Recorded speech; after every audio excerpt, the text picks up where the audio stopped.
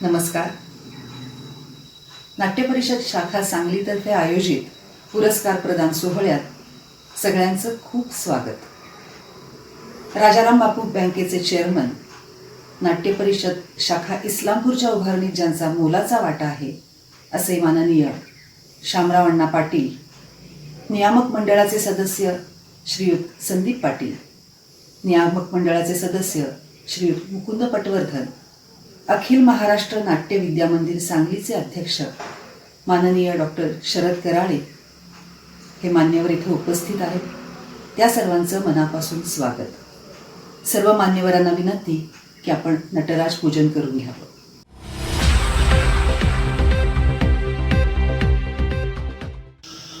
नाट्य परिषद सांगलीतर्फे आपण गेली 3 वर्ष पुरस्कार प्रदान करतो.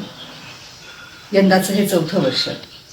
आपल्या भागात नाट्य, लेखन, संगीताची परंपरा अखंड चालू ठेवणाऱ्या, आपल्या क्षेत्रात मोलाची आणि भरीव कामगिरी करणाऱ्या आणि नवोदितांना मार्गदर्शन करणाऱ्या व्यक्तींबद्दल आदर आपण हा पुरस्कार देऊन व्यक्त करतो. यंदाच्या करोनाच्या जागतिक संकटामुळे आपण हा सोहळा सार्वजनिकरित्या संपन्न करू शकत नाही. त्यामुळं या व्यक्तींबद्दलचा आदर हा पुरस्कार आपण त्यांच्या घरी जाऊन देणार आहोत. सर्व पुरस्कार प्राप्त मान्यवरांची ओळख आणि संस्थेची ओळख करून देणार आहेत नाट्य परिषद शाखा सांगलीचे अध्यक्ष माननीय श्रीयुत श्रीनिवास जरंडीकर. रसिक हो, नमस्कार. 5 नोव्हेंबर हा मराठी रंगभूमी दिन आणि आपल्याला माहिती आहे की 1843 साली आद्य नाटककार विष्णुदास भावे यांनी सांगली इथं मराठी नाटकाची मुहूर्तमेढ रोवली. सीता स्वयंवर ह्या नाटकाचा प्रयोग सांगलीमध्ये झाला होता 1843 साली. अर्थात त्याची स्मृती म्हणून 1943 साली सांगलीला शताब्दी संमेलन भरण्यात होतं आणि यावेळेला 5 ते 7 नोव्हेंबर दरम्यान हे संमेलन झालं होतं. आणि त्यावेळेला नटश्रेष्ठ केशवराव दाते यांनी असं सांगितलं की विष्णुदास भावेंच्या बरोबरीनं नंतर अनेक कलाकार जे उदयाला आले हे ह्या सांगली परिसरातूनच आलेले आहेत. त्यामुळे ही जी माती आहे ही पवित्र आहे, ही भूमी पवित्र आहे आणि त्यासाठी खरं तर ही एक नाट्यपंढरीच असं आपण म्हटलं पाहिजे. आणि नाट्यपंढरी हे नाव सांगलीला तेव्हापासून देण्यात आलं. आणि तो नोव्हेंबर अर्थातच 5 नोव्हेंबर होता. केशवराव दातेने असं सांगितलं की आजपासून आपण हाच दिवस म्हणजे 5 नोव्हेंबर हा मराठी रंगभूमी दिन म्हणून साजरा करूया. आणि तेव्हापासून या रंगभूमी दिनाची परंपरा आहे. त्याचबरोबर अखिल भारतीय मराठी नाट्य परिषद सांगली शाखा यांनीही गेल्या काही वर्षांपासून मराठी रंगभूमीच्या पूर्वसंध्येला अर्थात 4 नोव्हेंबरला कलाकारांचा मेळावा घेण्याचा एक उपक्रम राबवला. गेली अनेक वर्ष हा कलाकारांचा मेळावा होतोय. 3 वर्षांपासून नाट्य परिषदेनं याच्यामध्ये आणखीन एका उपक्रमाची भर घालण्याचा प्रयत्न केला. तो म्हणजे विविध पुरस्कारांचं वितरण. सांगली परिसरातील नाट्यक्षेत्रात कार्यरत असलेले अनेक मान्यवर यांना विविध पुरस्कारांनी सन्मानित करण्याचा हा उपक्रम आपण सुरू केला. रसिक हो, आपल्याला माहितीच आहे की गेले 7-8 महिन्यांपासून आपणच काय खरं तर सगळं जगच कोरोनामुळं हैराण झालेलं आहे. अजूनही नाट्यगृह सुरू झालेली नाहीत. अनलॉक होत असताना काही ॲक्टिव्हिटीजवर, काही उपक्रमांवर अजूनही मर्यादा आहेत. आणि याचंच भान ठेवून हा दरवर्षीचा पारितोषिक वितरण समारंभ पुढे न ढकलता, रद्द न करता एका वेगळ्या पद्धतीनं करण्याचं नाट्य परिषदेच्या सांगलीच्या संचालक मंडळानं ठरवलं. आणि त्याचाच हा एक छोटासा कार्यक्रम घेऊन आज आपल्यासमोर आम्ही आलेलो आहोत. रसिक हो, यावेळचे जे पुरस्कार आपण देत आहोत त्यातल्या काही विजेत्यांनी अशी विनंती केली की ठीक आहे, आपण कोरोना काळामुळं जाहीर कार्यक्रम घेत नाही आहे, पण आपण आम्हाला जे पुरस्कार वितरण कराल ते विष्णुदास भावेंच्या पुतळ्यासमोर केलं तर ते जास्त औचित्यपूर्ण ठरेल. त्यामुळे त्यांच्या विनंतीला मान देऊन आपण काही पुरस्कार विष्णुदास भावेंच्या पुतळ्यापाशी देतो आणि काही पुरस्कार हे त्या विजेत्यांच्याच विनंतीवरून आपण त्यांच्या निवासस्थानी देऊन तिथं जाऊन मान्यवरांच्या हस्ते त्यांना प्रदान केलेले आहेत. अर्थात हा उपक्रम काल पार पडलेला आहे. आज आपण ह्या सर्व उपक्रमाची झलक या कार्यक्रमाच्या माध्यमातून पाहणार आहोत. जसे को यानंतरचा जो पुरस्कार आहे तो आहे काकासाहेब खाडीलकर जीवनगौरव पुरस्कार. आपल्याला माहितीच आहे की कृष्णाजी प्रभाकर खाडीलकर हे उत्तम मराठी साहित्यिक, पत्रकार आणि लोकमान्य बाळ गंगाधर टिळक यांचे अत्यंत जवळचे सहकारी होते. मूळचे सांगलीचेच ते होते आणि त्यांनी मराठी नाट्यसृष्टीत अत्यंत मोलाचं असं काम केलं होतं. मराठी नाटककारांनीच त्यांना नाट्याचार्य ही पदवी प्रदान केली होती. ते महान विचारवंत होते, वैदिक साहित्याचे व्यवसायीसुद्धा होते. साधेपणा, सद्गुण, प्रामाणिकपणा, देशभक्ती, स्वाभिमान ही त्यांची खरी ओळख होती. कीचकवध आणि भाऊबंदकी ही त्यांची गद्य नाटकं प्रसिद्ध झाली. त्याचबरोबर संगीत मानपमान, संगीत स्वयंवर, संगीत द्रौपदी ही संगीत नाटकं त्यांनी आपल्या लिखाणातून अजरामर केलेली आहेत. अशा या नाट्याचार्यांना मराठी नाट्यलेखनातले शेक्सपियर ज्यांना म्हटलं जातं असे हे कृष्णाजी प्रभाकर खाडीलकर हे आपल्या सांगलीचे आहेत. हे आपल्याला अत्यंत अभिमानाचं आहे. आणि रसिक हो, त्यांच्या नावानं दिला जाणारा हा जीवनगौरव पुरस्कार यावर्षी प्रदान झालेला आहे बाबासाहेब पाटील यांना. बाबासाहेब गणपतराव पाटील हे 1961 पासून नाट्यक्षेत्रामध्ये कार्यरत आहेत. म्हणजे जर आज आपण विचार केला तर त्यांच्या कारकिर्दीला आज 50 वर्षांहून अधिक काळ लोटला गेलेला आहे. ते अखिल भारतीय मराठी नाट्य परिषदेमध्ये कार्यरत होतेच, पण त्यांची खरी ओळख होती अखिल महाराष्ट्र नाट्य विद्या मंदिर समितीचे ते सुरुवातीला सभासद होते आणि त्यानंतर अनेक वर्ष ते कार्यकारिणी सभासद पण होते. बाबासाहेब पाटील यांनी जी नाटकं जर दिग्दर्शित केली त्याच्याकडे जर आपण नजर टाकली तर त्या काळातील सगळी महत्त्वाची नाटकं बाबासाहेबांनी दिग्दर्शित केली जसं आपल्या लक्षात येईल. आता जर उदाहरण सांगायचं झालं तर प्रेमा तुझा रंग कसा या नाटकानं त्यांच्या नाट्य दिग्दर्शनाची सुरुवात झाली होती. पण त्याचबरोबर वेगळं व्हायचं आहे मला, दिवा जाऊ दे, सारी रात, अपराध मीच केला, माझा पुणा म्हणून मी, भोवरा, कालचक्र, श्रीमंत, त्यानंतर तुझे आहे तुझं पाशी, देव नाही देव्हाऱ्यात, दोन ध्रुवावर दोघे आपण, अश्रूंची झाली फुले ही नाटकं. त्याचबरोबर ही गद्य नाटकं झाली अर्थात. आणि त्याचनंतर संगीत नाटकात जर विचार केला तर संगीत सौभद्र, संगीत मंदारमाला, संगीत संजीवनी, संगीत त्याचबरोबर कुलवधू, मावशी द ग्रेट, पंख तुटलेले पक्षी असे अनेक नाटकं त्याने दिग्दर्शित केली. बाबासाहेबांनी काही नाटकांमध्ये स्वतः भूमिका पण केल्या. त्याचबरोबर आकाशवाणीच्या नभोनाट्य निर्मितीमध्ये सुद्धा बाबासाहेबांचा सहभाग होता. तो अत्यंत उल्लेखनीय आहे, तो अत्यंत महत्त्वपूर्ण आहे. त्यांच्या नाटकांना अनेक दिग्दर्शकांची पारितोषिकेही प्राप्त झालेली आहेत वेळोवेळी. कस्तुरबा वालचंद कॉलेजच्या रौप्य महोत्सवानिमित्त सन्मान पदक, बालगंधर्व जन्मशताब्दी समिती सांगली केंद्राचा सन्मान पुरस्कार, त्याचबरोबर नाट्य चित्रपट कलावंत तंत्रज्ञ कल्याण ट्रस्ट सांगलीचा सन्मानपत्र, त्याचबरोबर संस्कार भारती सांगली यांच्या वतीनं इंदिराबाई खाडीलकर यांच्या स्मृतिप्रित्यर्थ जो पुरस्कार दिला जातो कैलासवासी केशवभुवा मटंके पुरस्कार, त्याचेही ते विजेते आहेत. सांस्कृतिक कार्य संचालनालय महाराष्ट्र शासनाचे संगीत रंगभूमी सेवा सन्मान त्यांना प्राप्त झालेला आहे. गुरुपौर्णिमेनिमित्त रोटरी क्लब ऑफ सांगली यांनी देखील त्यांचा सन्मान केलेला आहे. अशा ह्या बाबासाहेब गणपतराव पाटील यांना यावर्षीचा काकासाहेब खाडीलकर जीवनगौरव पुरस्कार प्रदान करण्याला काकासाहेब खाडीलकर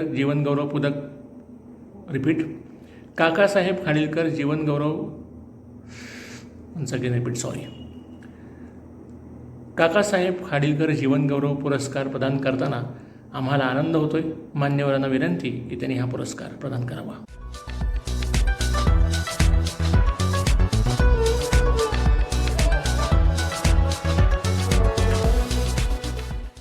आजचे प्रमुख अतिथी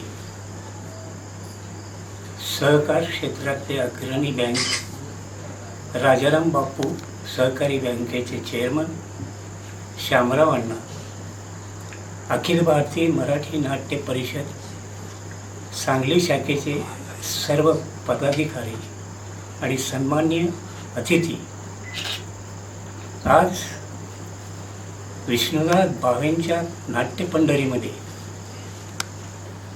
संकष्टीचा अमृत योग साधून अखिल भारतीय मराठी नाट्य परिषद सांगली शाखेने आजपर्यंतच्या माझ्या रंगदेवतेच्या सेवेचा काकासाहेब घाडीलकर जीवनगौरव पुरस्कार देऊन मला जे सन्मानित केलं त्याबद्दल अखिल भारतीय नाट्य परिषद शाखेचे अध्यक्ष, त्यांचे सर्व सहकारी यांचे मी मनःपूर्वक आभार मानतो, धन्यवाद देतो आणि या पुरस्काराचा नटेश्वराचा प्रसाद म्हणून स्वीकार करतो.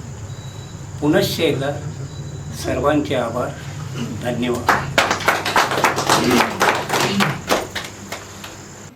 नाट्य परिषदेच्या आचार्य आत्रे प्रतिभारंग पुरस्काराविषयी बोलण्यापूर्वी आचार्य आत्रेंविषयी बोलणं थोडंसं क्रमप्राप्त ठरणार आहे.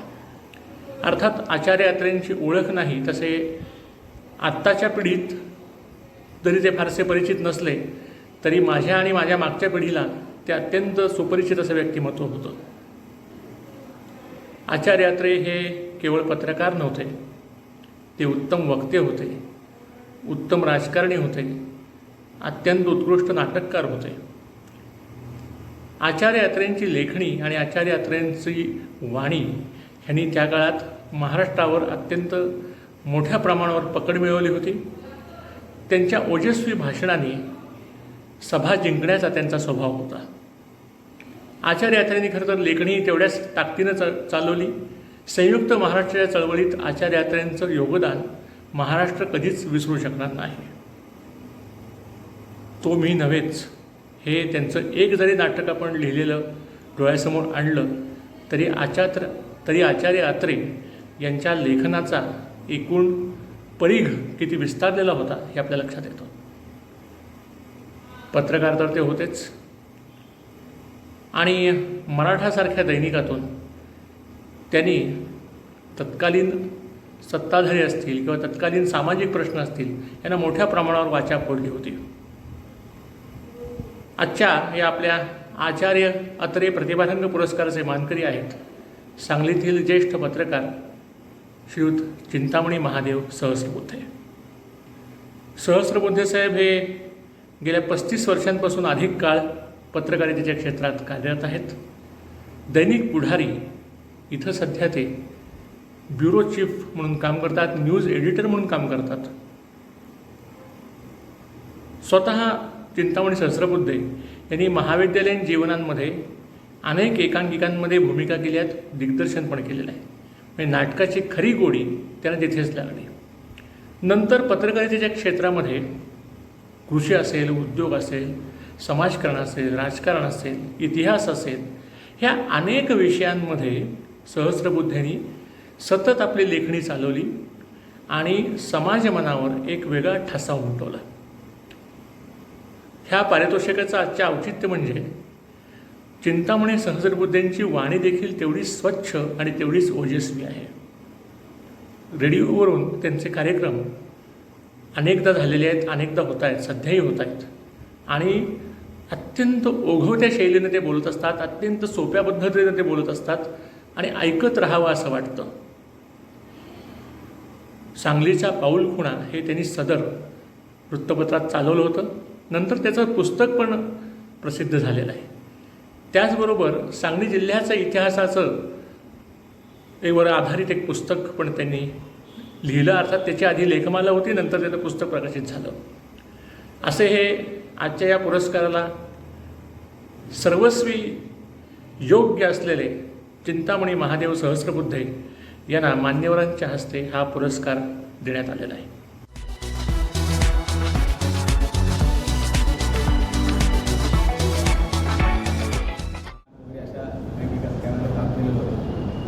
त्यानंतर मग बरंच नाट्य आज सध्यासुद्धा आम्ही रंगभूमी दिनाच्या निमित्तानं जवळजवळ गेला महिनाभर रेडिओवर जो मला कार्यक्रम चालू आहे तो नाटकाबद्दलच चालू आहे. पूर्ण नाट्य चळवळ सांगलीतली. अशा चांगल्या संस्थेमध्ये वसुंधरा भावेंच्या साक्षीनं आणि अण्णांच्या हस्ते हा मला पुरस्कार दिला त्याबद्दल मी आपला सर्वांचा मनपूर्वक आभारी आहे. मी शामराव अण्णांना गेली कित्येक वर्ष ओळखतो. म्हणजे मी पत्रकारितेत आल्यापासून शामराव अण्णांना खूप चांगलं ओळखतो. जयंतरावांच्या बरोबर आम्ही सगळे एकत्र असणारे लोक, अण्णा आमचे मार्गदर्शक सगळे. म्हणजे ते रसिकाग्रणी आपण ज्यांना म्हणू तसे त्यांची एक व्यक्तिमत्व आहे. सांगलीत एक कलामहोत्सव मोठा होत होता. त्या कला महोत्सवाचं किंवा अबकडचं सुद्धा जे संस्था आम्ही स्थापन केली त्यामध्ये सुद्धा प्रेरणा ज्यांची होती त्या जयंतराव ते दिलीप तात्या होते आणि अण्णाची मोठी प्रेरणा त्याच्यामध्ये होती.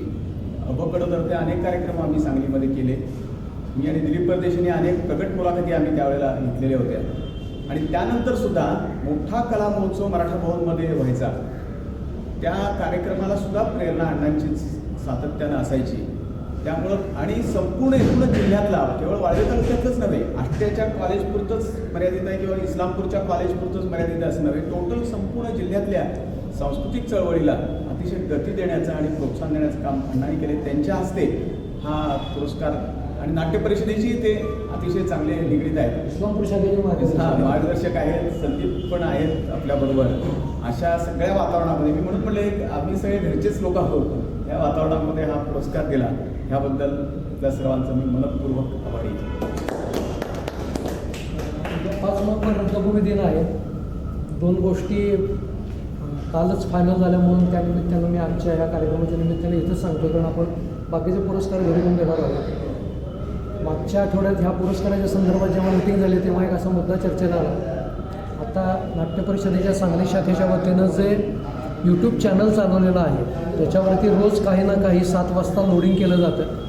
नाटक, चित्रपट, कथा, कविता, कादंबरी वाचन असं त्याचं स्वरूप आहे. फक्त नाटकापुरता विषय मर्यादित नाही आहे. तर मध्यंतरी 8 ऑगस्टला 9 ऑगस्टच्या 22 स्मृती दिनाच्या निमित्तानं 6 दिवस ताराबाई भवाळकर विष्णुदास भावेंच्या सगळ्या कारकिर्दीबद्दल बोललेल्या होत्या. तर परवा मिटिंगमध्ये आम्ही फायनल करून घेतलं की त्यांनी जे लिखाण केलेलं आहे ते या पिढीनंतर पुढच्या पिढीपर्यंत जाणं जर गरजेचं असेल तर आपणच पुढाकार घेतला पाहिजे. आणि त्यांनी लिहिलेलं जे काही सगळं ड्राफ्टिंग आहे त्यात थोडंसं ॲडिशनल करून एक 50-60 पानाचं का होईना विष्णुदास भावेंच्या साठीचं एक पुस्तक आपण सांगली शाखा म्हणून प्रकाशित करूया. कालच त्यांचा माझा फोन झाला, कारण त्या आउट ऑफ स्टेशन होत्या आठवडाभर. काल त्याने आल्यानंतर तुमच्यासारखी मुलं काही मला स्वस्त बसू देत नाहीत, आता हे नवीन काहीतरी माझ्या मागे लावून ठेवलं आहे अशी प्रतिक्रिया दिली. पण त्या उत्साहानं तयार झालेल्या आहेत.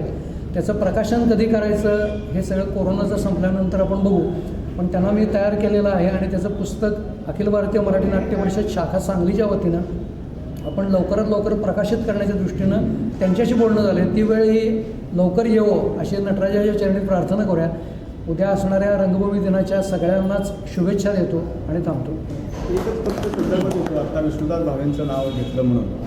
तर विष्णुदास भावे हे केवळ 1843मध्ये सीता स्वयंवर हे नाटक मराठी सांगलीच्या रंगभूमीवर त्यांनी सादर केलं, किंवा मराठी संगीत रंगभूमीवर पहिल्यांदा सादर केलं. एवढ्यापुरतंच त्यांचं मर्यादित व्यक्तिमत्व नव्हतं, तर ते अत्यंत बहुरंगी आणि अनेक अष्टपैलू व्यक्तिमत्व होतं. आपल्याला सांगितलं तर आश्चर्य वाटेल की कोल्हापुरातल्या कळंबा तलावाचा कंत्राट त्यांनी घेतलेलं होतं कामाचं. म्हणजे आश्चर्य वाटेल तुम्हाला. जमखंडीला चिनी मातीच्या बरण्याचा कारखाना त्यांनी काढलेला होता. त्यानंतर लाकूड काम करण्यामध्ये ते अतिशय पटाईत होते. जमिनीवरती पहिल्यांदा वयाच्या 20व्या वर्षी त्यांनी सांगलीचा नकाशा तयार करून त्यात शेतकरी बैल वगैरे सगळं दाखवलेलं होतं, मातीची चित्र तयार करून. त्यानंतर लाकडं फोडण्यात ते अतिशय पटाईत होते. अगदी वयाच्या शेवटच्या क्षणापर्यंत ते लाकडं फोडायचे घरामध्ये. त्यानंतर हरिपूरला रोज फिरायला जाताना ते इंग्रजी शब्द पाठ करायचे. असे त्यांनी वयाच्या 80व्या वर्षी इंग्रजीचा अभ्यास त्यांनी चालू केलेला होता. त्याहून आणखी सगळ्यात गोष्ट म्हणजे अतिशय भक्कम अशी तब्येत त्यांची. परंतु आज कोरोनाचं संकट चालू आहे म्हणून मी तुम्हाला परत एक त्या साथीची आठवण देतो. प्लेगच्या साथीनं त्यांचा बळी घेतला शेवटी. 1901 साली प्लेगची साथ सांगलीत आलेली होती. सुरुवातीच्या काळामध्ये प्लेगमध्ये सापडलेल्या लोकांना वाचवायचं काही प्रश्नच नव्हता, पण निदान स्मशानभूमीपर्यंत पोचवायचं आणि शक्य आहे तेवढं घरातनं बाहेर काढायचं, ते घर पेटवून द्यायचं अशी वेळ होती प्लेगच्या साथीमध्ये. ते सगळं करण्यामध्ये विष्णुदास भावे आघाडीवरती होते. परंतु शेवटी त्यांनाच प्लेगनं गाठलं आणि ते शेवटी दुर्दैवानं त्यांचा प्लेगच्या साथीमध्ये मृत्यू झाला. तेही विष्णुदास भावे अतिशय हरहुन्नरी व्यक्तिमत्व होतं. म्हैसूर एका गोव्यामध्ये सुद्धा एका कारखान्यात त्यांनी काम केलं होतं. ठीक आहे. रसिको, यानंतरचा पुरस्कार आहे अरुण पाटील नाट्यतंत्र पुरस्कार. सांगली, मिरज, जयसिंगपूर, इचलकरंजी या शहरांमध्ये अरुण पाटील हे नाव परिचित नाही असा एकही रंगकर्मी, नाट्यकर्मी आपल्याला आढळणार नाही. ते एक दिग्दर्शक म्हणून सुपरिचित होतेच, पण त्याचबरोबर त्यांनी सतत काहीतरी नवीन शोधण्याचा आणि नाटकाच्या माध्यमातून ते रसिकांपर्यंत पोचवण्याचा, रसिकांची प्रगल्भता वाढवण्याचा प्रयत्न करणारे ते दिग्दर्शक होते असं म्हटलं तर फारसं वावगं ठरणार नाही.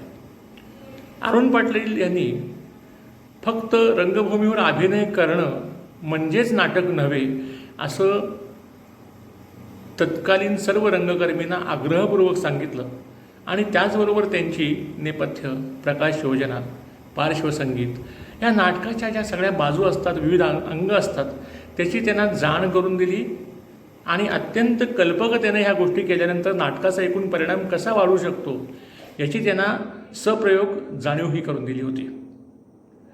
असे हे अरुण पाटील सर यांच्या नावानं आजचा हा नाट्यतंत्र पुरस्कार आहे आणि हा प्रदान केलेला आहे सांगलीतील सुप्रसिद्ध दिग्दर्शिका सौ चेतना वैद्य यांना. 1986 पासून चेतना वैद्य ह्या सांगलीच्या नाट्यक्षेत्रात कार्यरत आहेत. बिकट वाट वहिवाट या नाटकातली जी भूमिका होती, प्रमुख भूमिका, त्याचे दिग्दर्शक त्या नाटकाचे अरुण पाटील सरच होते. तिथपासून मला तरी आठवणारा त्यांचा प्रवास आहे.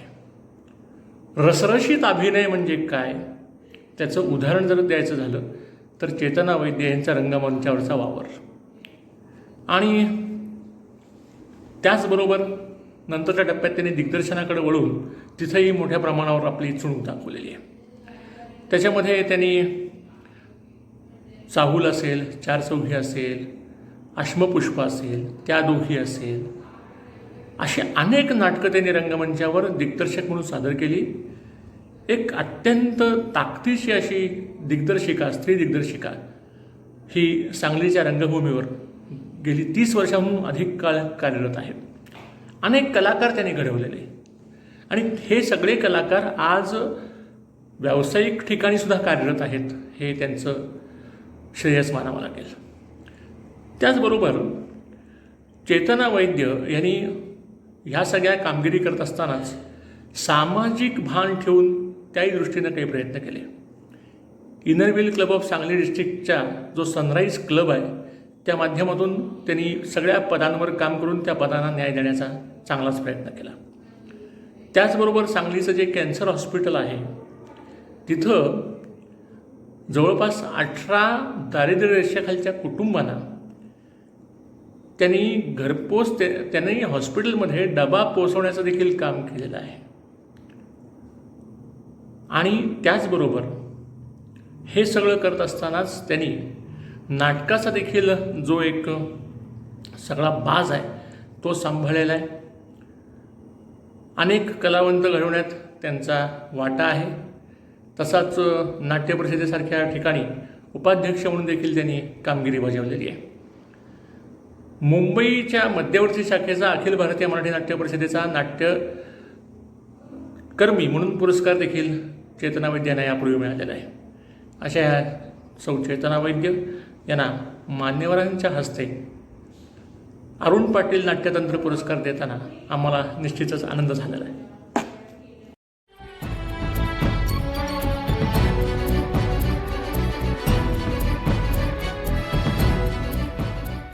नमस्कार.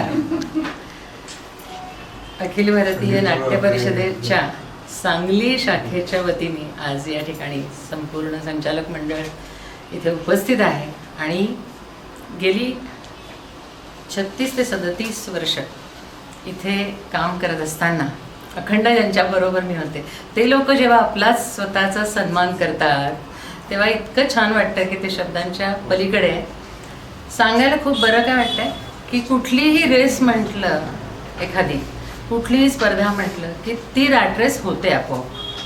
म्हणजे मी सगळ्यांपेक्षा कसं वरती जाईन किंवा मला कशी बक्षिसं मिळतील असं एक असतं. म्हणजे त्याच्यात हेल्दी बिल्दी काही नसतं बरं का, ते त्यावेळेला ती स्पर्धाच असते. पण मला एक आठवते, मलाही तसं खूपच वाटत होतं की तसं व्हायलाच हवं, बक्षीस आपल्याला मिळायला हवं आणि बक्षिसासाठी काम करतो.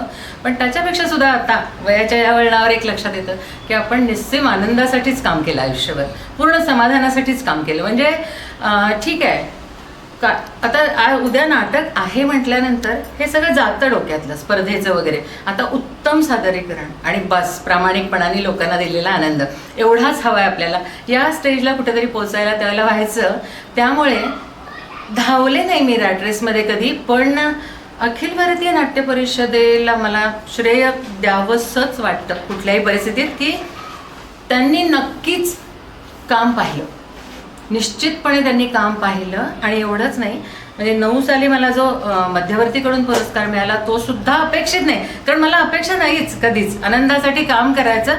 पण तेव्हाही त्या लोकांनी त्या कामाचा गौरव केला. आणि आजही पुन्हा की ज्या शाखेवरच आपण इतके 5 वर्ष काम केलं उपाध्यक्ष म्हणून, त्या शाखेने सुद्धा पुन्हा एकदा तोच गौरव परत मला दिला. त्यामुळे मला आभार मानायला सुद्धा शब्द नाहीत आणि आनंद व्यक्त करायला सुद्धा माझ्याकडे शब्द नाहीत. पण खूप छान वाटतंय, जी आपली कर्मभूमी असते तिथे आपल्या कामाचं कौतुक झालं, पावती मिळाली, याहून अधिक आयुष्यात काहीच नसतं. धन्यवाद.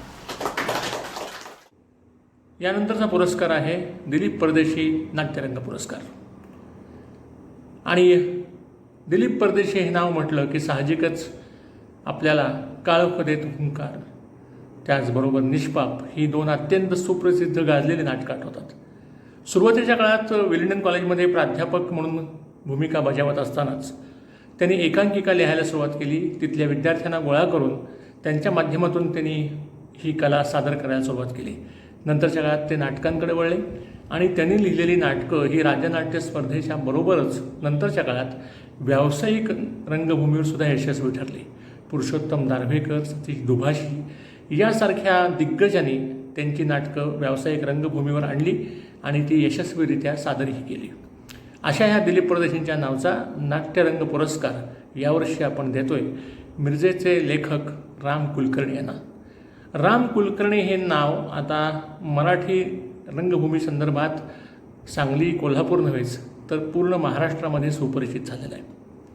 सारे ययाती, रिंगण, क्वीन्स चेंबर, लाकूड तोड्याचा वग, निशिगंधाच्या फुलाचं स्वस्तिक अशी अनेक नाटकं रामभाऊने लिहिली आणि तितक्याच ताकदीनं वेगवेगळ्या संस्थांच्या माध्यमातून ती सादरही करण्यात आली. त्यांनी लिहिलेल्या नाटकांना लेखनाचे पुरस्कार तर मिळालेच, पण त्याचबरोबर त्या नाटकांनी सादरीकरणाच्या पातळीवर देखील मोठ्या प्रमाणावर यश संपादन केलं. राम कुलकर्णी हे केवळ नाट्यलेखक नाहीत, तर ते अत्यंत उत्तम कथालेखक आहेत. महाराष्ट्रातील नामवंत प्रकाशनांनी त्यांच्या कथांना त्यांच्या अंकांमध्ये व्यासपीठ उपलब्ध करून दिलेलं आहे. अनेक दिवाळी अंकांमध्ये त्यांचं लिखाण होत असतं. त्यांचा एक कथासंग्रहही आता प्रकाशनाच्या मार्गावर आहे. पुभा भावे प्रतिष्ठानचा पुरस्कार असेल, महाराष्ट्र राज्य सरकारकडून त्यांना मिळालेले काही पुरस्कार असतील, तर अशा ह्या पुरस्कारांचे सन्मानित असलेले राम कुलकर्णी आज नाट्य परिषदेच्या सांगली शाखेच्या नाट्य लेखक दिलीप परदेशी नाट्यरंग पुरस्कार या पुरस्कारानं मान्यवरांच्या हस्ते सन्मानित झालेले आहेत.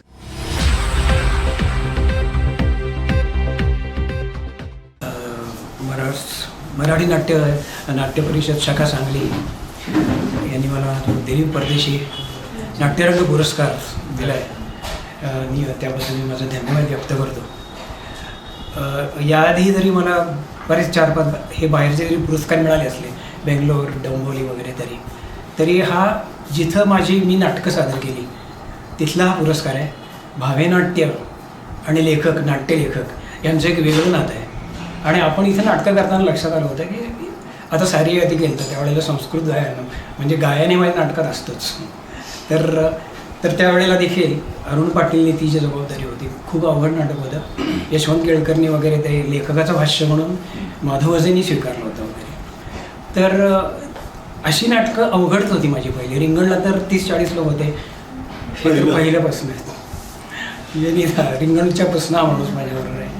तर ही सगळी माणसं माझ्याबरोबर होती. आणि रिंगण नाटक, त्याच्यानंतर मग मुंबई कोणाची, तिथं तर मी मुलाखत घेतली होती मुंबईत जाऊन काही लोकांची. म्हणजे हिंदुत्ववादी पक्ष असल्याशिवाय तिथं त्यावेळेला तरुणोपाय नव्हता वस्तुस्थिती. मग त्याच्यावरची नाटकं सादर केली. प्रदूषणावर दयानंद नाईक, म्हणजे देवल स्मारकशिवाय नाटक होणं अवघडच होतं. पूर्ण संगीत होतं, आदिवासी सगळे शास्त्रीय गाती, धनगरी गाणी वगैरे त्याच्यामध्ये होती, नारदीय कीर्तन होतं. आणि ह्या जी सगळ्या गोष्टी होत्या, या गोष्टी देवल स्मारकशिवाय कोणी पेरू शकत नव्हतं. मी देवल स्मारकचा तर खूपच ऋणी आहे, त्यांच्याशिवाय नाटक झालं नसतं. मिरजेनी माझी नाटकं गेली 2 संदर्भ, म्हणजे मी रिंगण दलितांच्या दुःखाची गोष्ट सांगितली आणि संदर्भ हे ती दलितांची जी चळवळ मोडीत कशी निघत चालली आहे त्याच्याही विरोधी मी बोललेलो होतो. त्याच्यावरही मला टीका झाली होती. पण मला ज्या ज्या वेळेला ज्या ज्या गोष्टी जाणवल्या, प्रदूषण असू दे, काही असू दे, कुठल्याही गोष्टी, तर त्यावेळेला मी त्याच्यावर माझं जे काही लेखकाचं भाष्य असतं ते मी ठामपणे व्यक्त करण्याचा प्रयत्न केला. कदाचित या सगळ्यामुळंच मला हे लक्षात ठेवून या आयोजकांनी माझी या पुरस्कारासाठी निवड केलेली असावी, असं एक मला खात्री वाटते. धन्यवाद, तुम्ही इथं सगळे आलात. मिरजेचे, सांगलीचे नाट्यकर्मी, या सगळ्यांच्यामुळं मी नाटक करत राहिलो. आता मुंबई पुणे पण ते दूरच आहे, करतो 1, 2, 3 झाले प्रयोग, पण ऋणी मी आहे ते सांगली आणि मिरज या लोकांनी केल्याबद्दल. आणि त्या सगळ्या नाट्यकर्मीचे, रिंगणमध्ये तरी सगळेच होते, या सगळ्यांना मी धन्यवाद देतो. आणि माझंही धन्यवाद. यानंतरचा पुरस्कार आहे नाना ताडे नाट्यस्वर पुरस्कार. सांगलीच्या संगीत क्षेत्रामध्ये नाना ताडेंचं नाव घेतल्याशिवाय या क्षेत्राला परिपूर्णता येणं शक्य नाही. नाना ताडेंचा शास्त्रीय संगीत हा अत्यंत जिव्हाळ्याचा विषय होता. उत्तम हार्मोनियम आणि ऑर्गन वादक म्हणून त्यांची ख्याती होती. नाट्यसंगीतामध्ये त्यांना विशेष रुची होती आणि अनेक विद्यार्थी त्यांनी नाट्यसंगीत गाण्यासाठी तयार केलेले आहेत.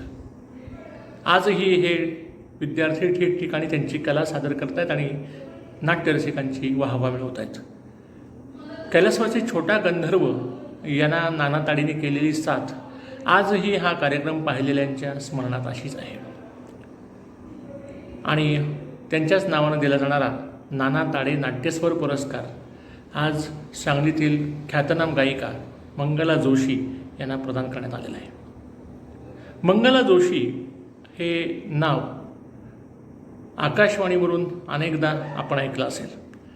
आकाशवाणीच्या सुगम आणि शास्त्रीय संगीतातल्या ए ग्रेड गायिका असा त्यांचा सन्मान आहे. चिंतूबुवा म्हैसकर, त्याचबरोबर इचलकरंजीचे काणेबुवा यांच्याकडं मंगला जोशी यांचं शिक्षण झालं आणि शास्त्रीय संगीत, सुगम संगीत, नाट्यसंगीत या सर्व प्रकारात त्या लिलया वावरलेल्या आहेत. त्यांची भालचंद्र पेंढारकरांच्या बरोबरची नाट्य गंगोत्री ही सीडी सुप्रसिद्ध आहे. त्याचबरोबर त्यांनी आणखीनही त्यांच्या काही सीडीजमधून प्रभावी गायन सादर केलेलं आहे. अनेक पुरस्कारांच्या खरं तर त्या मानकरी ह्यापूर्वी ठरलेल्या आहेत. त्याच्यामध्ये त्यांना सांगली बाहेरचे देखील काही पुरस्कार मिळालेले आहेत. या सगळ्याच पुरस्कारांचा उल्लेख केला तर आपल्या ह्या कार्यक्रमाची वेळ वाढण्याची शक्यता आहे आणि आपल्याला देखील हा कार्यक्रम लांबला आहे असं वाटू शकेल. पण नाना ताडे यांच्या नावानं दिला जाणारा पुरस्कार हा अत्यंत योग्य व्यक्तीला दिल्याचा आम्हाला आज आनंद होतो आहे. गुरुमुखी कला ही आपल्यानंतर आपल्या पुढच्या पिढीला द्यावी या हेतूनं त्या आजही ज्ञानदान करत असतात. त्यांच्याकडून अनेक मुलं मुली शिकत आहेत आणि नाट्यसंगीतामध्ये, शास्त्रीय संगीतामध्ये प्रवीण होत आहेत. आणि सांगलीचं हे जे या क्षेत्रातलं नाव आहे, हा नावलौकिक आहे, तो आणखीन वृद्धिंगत करण्याचा प्रयत्न करत आहेत. मंगला जोशी यांना मान्यवरांच्या हस्ते नाना ताडे नाट्यस्वर पुरस्कार प्रदान होतो आहे.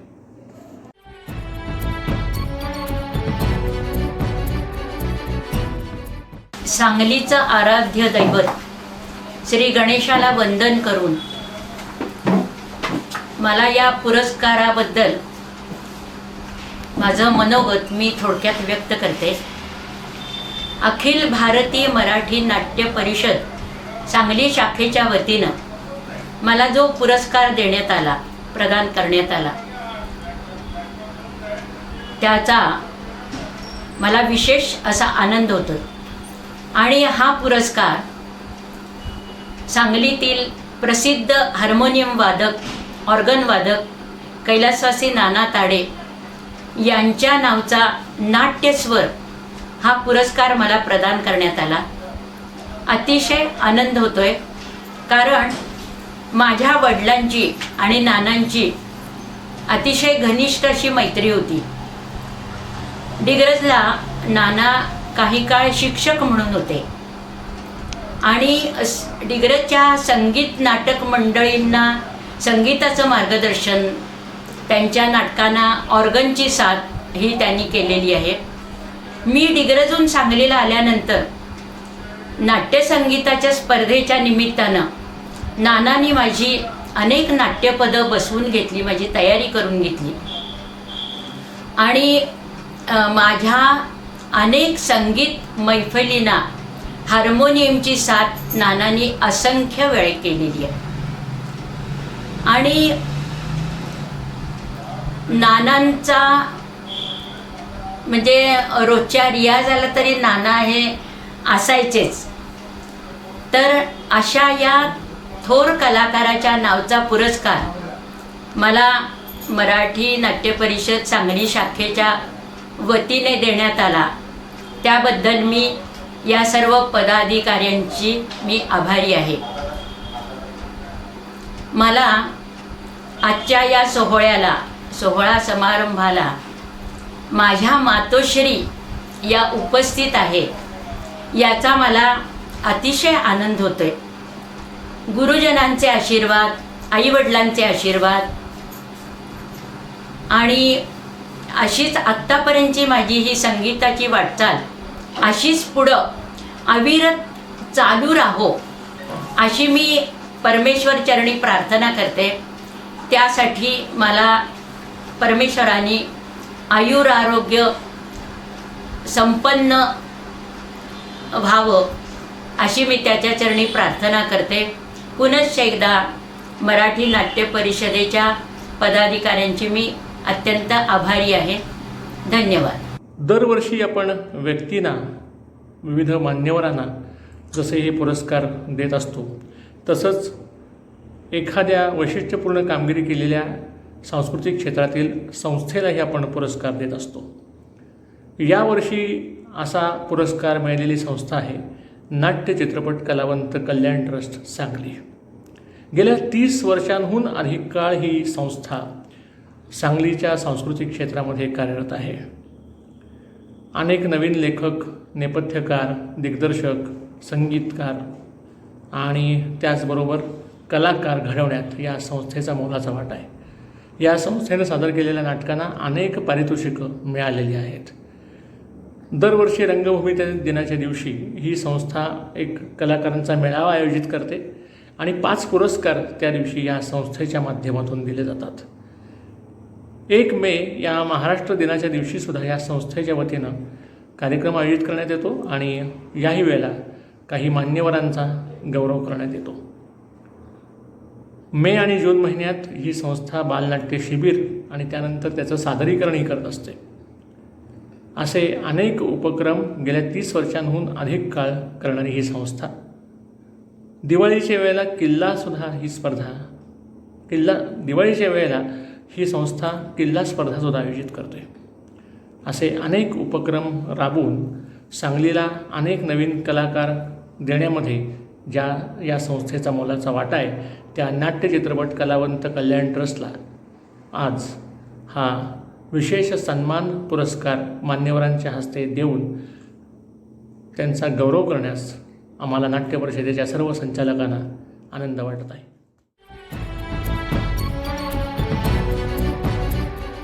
आज 4 नोव्हेंबर 2020, उद्या रंगभूमी 5 नोव्हेंबर 2020 आणि रंगभूमीच्या या संधीवरती नाट्यपंढरी सांगली नगरीमध्ये आणि विष्णुदास भावेंच्या चरणी आपण या ठिकाणी आज एक छोटेखानी पुरस्कार समारंभ संपन्न केलेला आहे.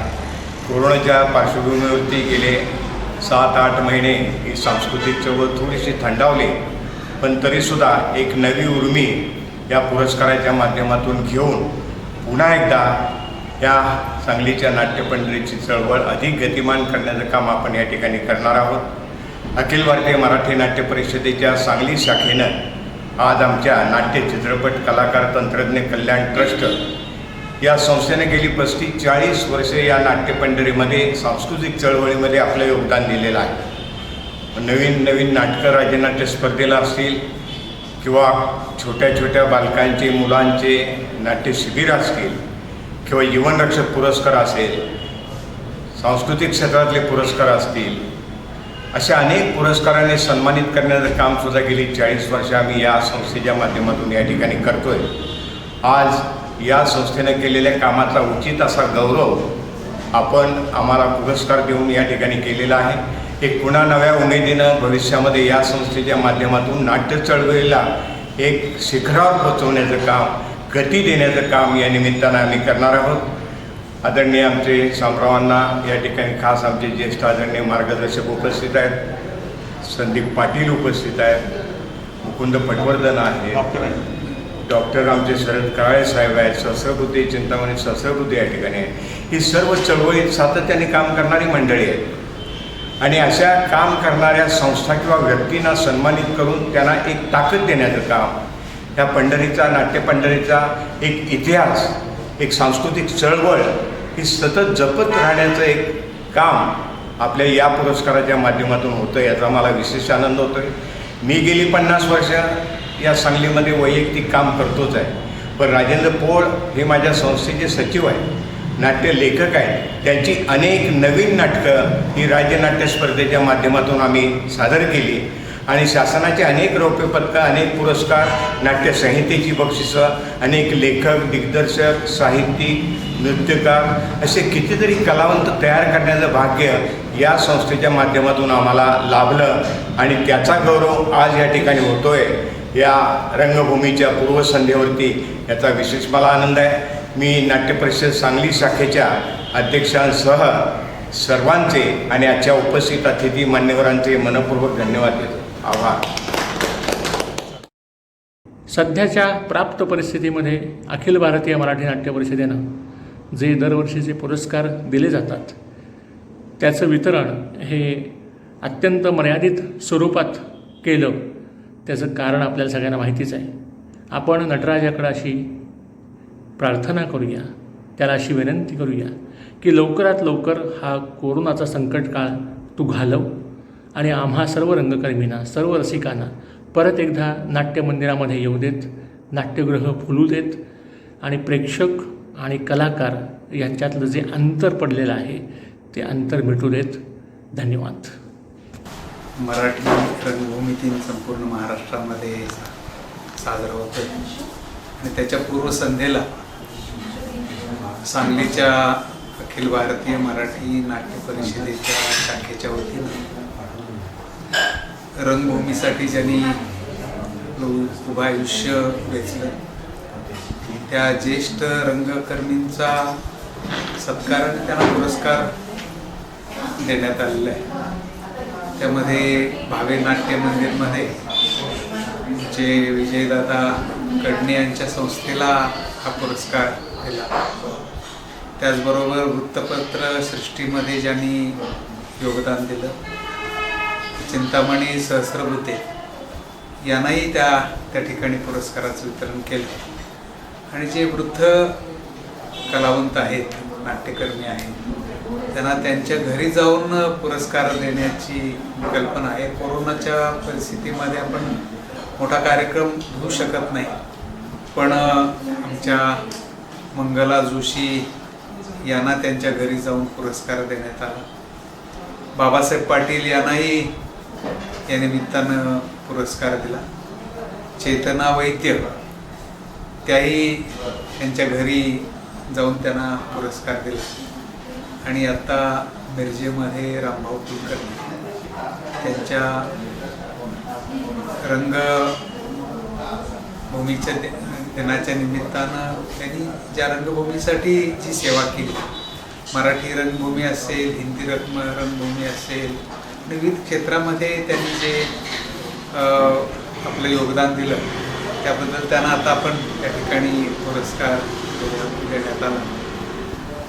या गेल्या 7-8 महिन्यामध्ये कोरोनामुळं संपूर्ण रंगभूमी आता स्तब्ध झालेली आहे. पण उद्याच्या रंगभूमीच्या दिनाच्या निमित्तानं महाराष्ट्र शासनानं सगळी नाट्यगृह खुली करण्याचा निर्णय घेतलेला आहे आणि 50% उपस्थितीमध्ये उद्या सगळी नाट्यगृह सुरू होत आहेत. आणि त्यामुळं पुढच्या काही कालावधीमध्ये रंगभूमी पुन्हा नव्या जोमानं कार्यरत राहील असा मला विश्वास वाटतो. आणि मराठी अखिल भारतीय मराठी नाट्य परिषदेच्या सांगली शाखेनं हा जो उपक्रम चालू ठेवला, मी सर्व रंगभूमीनं आणि या नाट्य परिषदेच्या सर्व पदाधिकारी या ठिकाणी आमचे दादा आहेत, सर आहेत, तामणकर सर आहेत, आमचे पोळ आहेत, सगळेच आमचे मुकुंदराव पटवर्धन आहेत, सगळे पदाधिकारी या ठिकाणी उपस्थित आहेत. त्यांच्या साक्षीनं रामभाऊन हा पुरस्कार दिला. हा अतिशय चांगला स्तुत्य उपक्रम आहे. या उपक्रमासाठी मी गेली अनेक वर्ष इस्लामपूरला नाट्य चळवळीमध्ये काम करतोय. अशा एका छोट्या कार्यकर्त्याला ही संधी पुरस्कार प्रदान करण्याची संधी प्राप्त करून दिली सांगलीच्या शाखेच्या वतीनं. त्या सर्व पदाधिकाऱ्यांना मनपूर्वक धन्यवाद व्यक्त करतो आणि या ठिकाणी माझं मनोगत संपवतो. जय हिंद, जय भारत.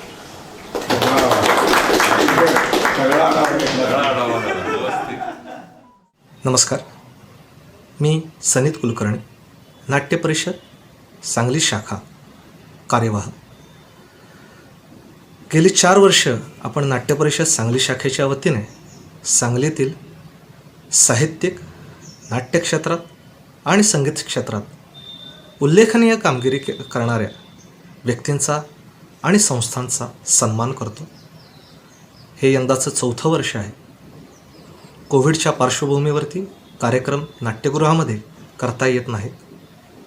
यामुळे आपण प्रत्यक्षात त्यांच्या घरी जाऊन हे पुरस्कार दिले. त्या सर्व पुरस्कार प्राप्त व्यक्ती आणि विशेष करून त्यांच्या कुटुंबियांचे मनापासून आभार.